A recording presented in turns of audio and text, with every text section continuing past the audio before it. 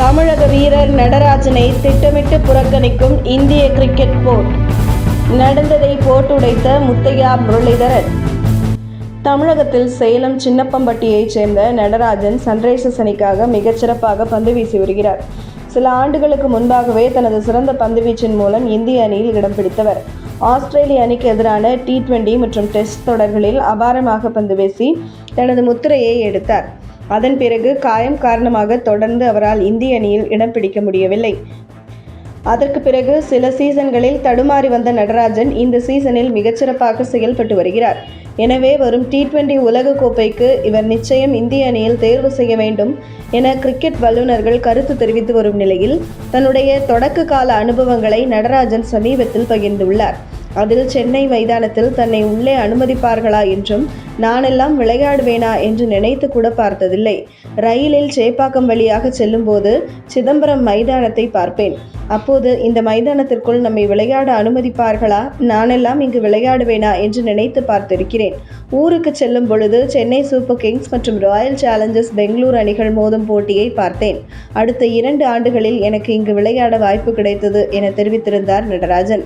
இந்த நிலையில் ஹைதராபாத் அணியின் பந்துவீச்சு பயிற்சியாளர் முத்தையா முரளிதரன் செய்தியாளர்களை சந்தித்து பேசுகையில், பேட்டர்ஸ் இந்த தொடரில் அதிகம் ஆதிக்கம் செலுத்தி வருகின்றனர்.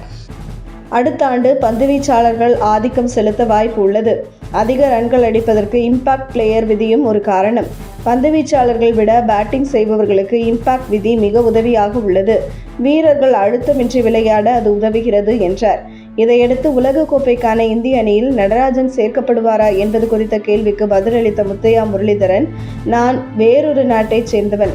நான் இந்த விஷயத்தில் பதில் சொல்வது சர்ச்சையாக முடிந்துவிடும். நடராஜன் விக்கெட்டுகள் எடுக்கும்போது மட்டும்தான் அவர் நன்றாக ஆடுகிறார் என நீங்கள் சொல்கிறீர்கள். ஆனால் அவர் கடந்த 5 ஆண்டுகளாகவே நன்றாகத்தான் ஆடிக்கொண்டிருக்கிறார். அதனால்தான் அவரிடம் மீடியாக்களின் மீது அதிக கவனம் செலுத்தாதே என்று சொல்லியிருக்கிறேன். விக்கெட் எடுக்கும்போது அவரை பற்றி பேசுகிறார்கள், மற்ற சமயங்களில் அமைதியாக இருக்கிறார்கள். கடந்த சீசனில் அவருக்கு காயங்கள் இருந்தன. இந்த சீசனில் முழு உடற்தகுதியுடன் இருக்கிறார். நன்றாக வீசி விக்கெட்டுகளும் எடுக்கிறார். இந்திய அணிக்கு அழைக்கப்படுவாரா என கேட்கிறீர்கள். அதெல்லாம் தேர்வாளர்களை பொறுத்தது. ஆனால் நடராஜன் அதற்கு தகுதியானவர் என முத்தையா முரளிதரன் தெரிவித்துள்ளார்.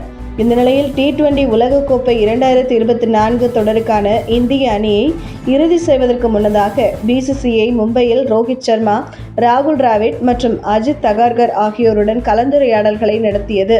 அதில் தமிழக வீரர் நடராஜன் சிறப்பாக விளையாண்டால் கூட இந்திய அணிக்குள் வந்துவிடக்கூடாது என்பதில் உறுதியாக அஜித் தகார்கர் உட்பட பலர் இருப்பதாக தகவல் வெளியாகியுள்ளது.